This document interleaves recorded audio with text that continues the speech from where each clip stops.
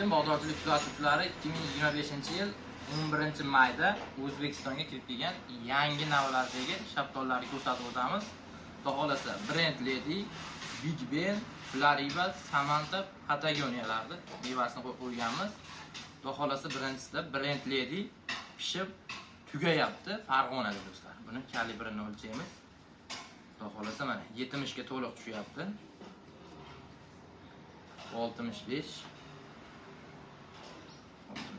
60 ga ham tushadiganlari bor. 75 ligi yo'q bitta menimcha, 75 ga ham tushyapti. Mana Brand Lady Micro shaftoldan yo 3 kun yo 4 kundan keyinoq pishadi. Undan vidi zo'r, shirin, keyin juda chiroyli ta'mda bo'ladi mana. Kalibrdan o'zingizlar ko'ringlar. Xudo xolasa 60 dan 75 gacha chiqib beradi. Hozir kunda bu ham pishib tugayapti. Shu sababli 5-6 ta olib qo'yganmiz. Bu uzilganiga 3 kun 4 kun bo'ldi. Hozir ham shu holatda qattiqligi 45-50% ga tushib bo'lgan. Kalibri bas qattiqligi. Hozir buni kalibri kattaligi 65, 60 dan 75 gacha. Brand Lady yangi navlar. Xudo xolasa buni kilosi juda ko'p chiqadi. Bir tupidan 4-5-yildan 80 kilo gacha meva olishlari mumkin. Gektaridan bu 30 tonnagacha meva beradigan shaftoli shu bo'ladi. Xo'p, Big Ben navimiz listi lupchak shaftoli bo'ladi mana. Bizdan ko'rib baho beringlar. Endi buni kalibrini ko'rsatamiz. Xudo xolasa 75 kalibrga tushyapti.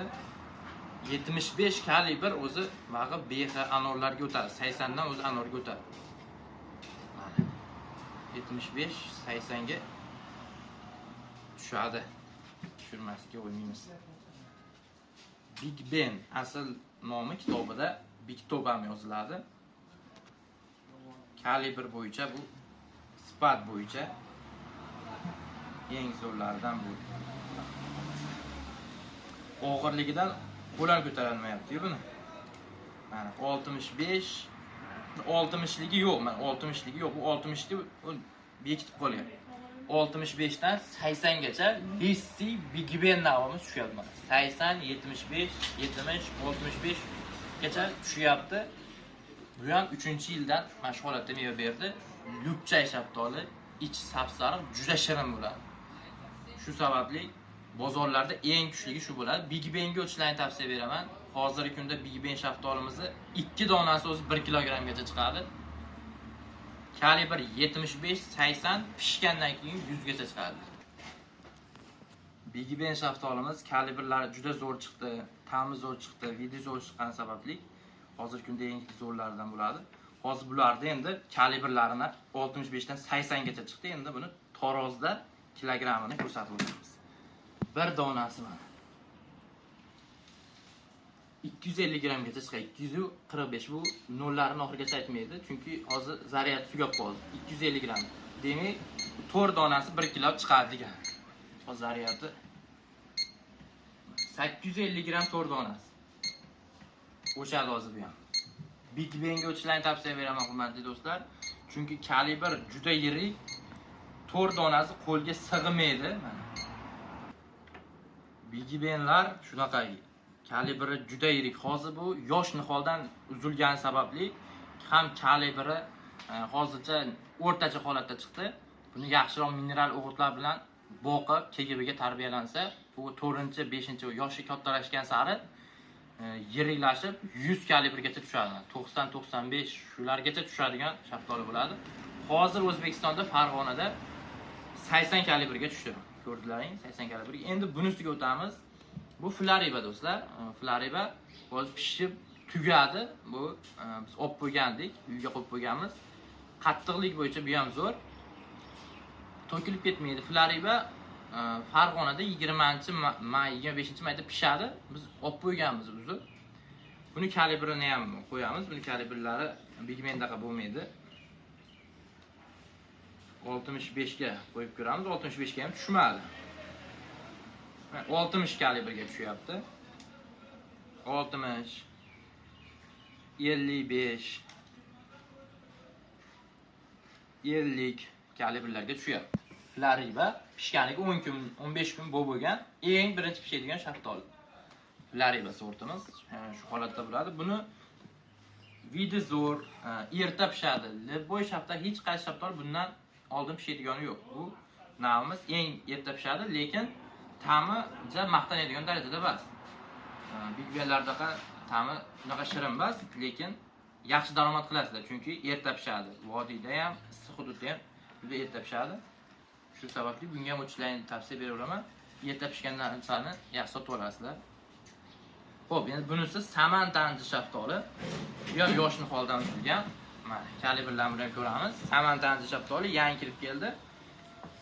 Buni ustida changi bo'ladi. Changini artib, qo'yibga qilinadi. 65 ga to'liq tushdi. 70 kalibrga ham zo'r tushdi. Xudo xolasa 75 ga qo'yib ko'ramizmi yo tushmaydimi? Tushmasa ham yaxshi boqilsa, lekin mineral o'g'itlar bilan bemalol tushadi. 65 ga, aziz do'stlar, Samantanji shaftoli tushyapti.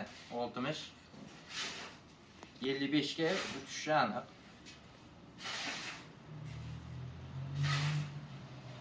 Mana 55 dan 70 gacha Samantanji shaftoli kalibri tushdi. Buni chidamliligida juda qattiq, pishib to'kilib ketmaydi. Mevani ko'p beradi. Shu sababli buni o'chishlarni tavsiya beraman. 3 usti mana yaqinroq kelib ko'rsatib qo'ying. Usti umuman yorilmaydi. Vidi juda zo'r. Samantanji shaftoli shu bo'ladi.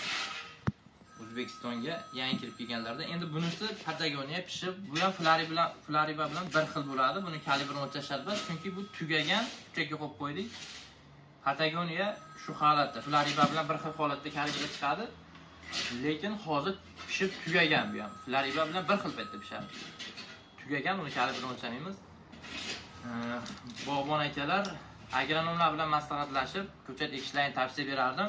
Chunki yerlaringga tushadigan sortlarni beramizda biz, masalan, yeringizni ko'ramiz, yeringizni ko'rib, keyin tavsiyalarni olib ekishlarni tavsiya beraman.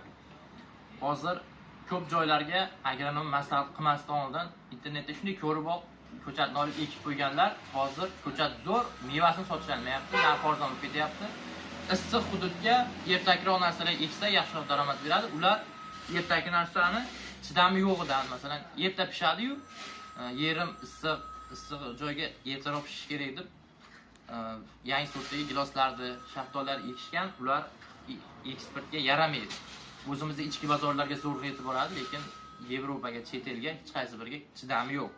Hozir shaftollarimizni bundan tashqari yana 15 xil shaftollarimiz bor.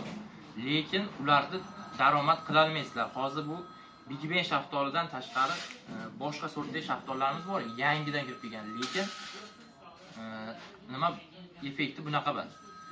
Nimasi o'tmagan, O'zbekistonda o'tmagan. Shu sababli O'zbekistonda eng effekti zo'rlarini tavsiya beraman. Big Ben, Flariba, Samanta, Brentledagi o'tishlarni tavsiya beraman. Xudo xolasa bog'dorchilik kanalidan noyabr-oktyabr ko'chatlar tayyor bo'ladi. Bemalol sotib olishlaring mumkin. Nomerlarimiz profilda bo'ladi. 91 116 92 00 ga aloqaga chiqib 100% ishonchli ko'chatlarni olishlaring mumkin. Bundan tashqari bepul konsultatsiyalar beramiz. Yerlaringga to'liq 100% tushadigan ko'chatlarni tavsiya berib, ekib berish xizmati bor. Bemalol aloqaga chiqaverasizlar. Xudo xolasa hozirgi kunda bularning narxlari Brentledagi 30 ming ichki bozorda eksportga olyapti, 40 ming so'm pura narx olyapti. Big Ben ham shu bilan bir xil sotilyapti, lekin bu Big Ben'dagi bozorlarda hozirgi kunda 30 ming Food City'da sotilyapti. O'zimiz Farg'onada dehqonlardan 18 ming 20 mingga olinyapti. Dehqonlardan sotilishi. Buning pura narxi 40 ming bemalol narxi chiqadi. Flaribaniki lekin 60 ming 70 ming sotiladi. Chunki bu 20-mayda Farg'onada pishadi. 10-mayda Surxondaryoda pishib bo'ladi bu. Chunki erta pishadi. Ta'mi Big Ben'daqa, Big Ben'da yarim ta'mi ham yo'q bunda, mevasi. Ta'mi ozroq, lekin erta pishgani sababli narx qimmat sotilgan. Flariba bo'ladi mana do'stlar. Flariba deb yozib qo'yganmiz. Nomlarini hech qachon esdan chiqarmaysizlar. Endi bu Samantaning narxi hozirgi kunda 15 ming so'm dehqonlardan olinyapti. Pura narxi 25 ming, lekin bir xilda xilini, bir xilda kalibri hozir bu 70 ga tushayotgan bo'lsa, 70 ga tushayotgan bo'lsa mana shu bir xilda shunisini 35 ming olyapti. Lekin 65 ni ham olmaydi. kalibri yirigina oladi. Masalan 65 dan katta. 70 ga tushgan samantani 35 ming fura narxi olyapti. Buni ham videolarimizda qo'yib olganmiz. Xo'p, Ufa bir shaftollar, ancha shaftollar bor. Ulardan samantaga o'tishlarni tavsiya beraman. Chunki chidamli, mana pishganiga, uzilganiga ham 3 kun 4 kun bo'lgan, pishganiga ham 3-4 kun bo'lgan. Hozir ham juda chidamli turibdi. Bu furada bemalol 10 kunda rastaga yetib olsa, 10 kun chidab beradi bemalol. Sotgan odamda ham olib foyda qilgan odam nima olib sotardi ham foyda keltiradi. Shu sababli samantaga o'tishlaringni, Big Bangga o'tishlaringni, brendlariga shaftolini effekt berganiga, O'zbekistonda hududlarga mos tushganlariga o'tishlaringni tavsiya beraman. Hamda ko'chat ekish mavsumi noyabr, oktyabr, adashmaysizlar. Noyabrda eksalaring, shuni 1 yil erta ekkanman deb qo'yaverasizlar. Chunki noyabrda ekilgan shaftollar bahorga chiqib, yosh nihol meva solgani bor. Shunday mashg'ulotda 1 dona 2 dona meva solganlari bor. Hamma shaftolda bor. Lekin bahorda ekib qo'ysangiz, meva solish ham, boshqa ko'klash ham qiyin bo'ladi. Shu sababli ularga o'tishlarni tavsiya beraman. O'zim bog'dorchilik nihollari adminiman, ismim Ahmadjon Rahmonov. Ishonchli ko'chatlarni ekish, bepul kasbda berish xizmatlari bor. Albatta ko'rib kuzatib olishlari mumkin. Videolarimiz yoqayotgan bo'lsa, podpiska bo'lib, dehqonlarga omad. Sog' bo'ling, sog' bo'ling.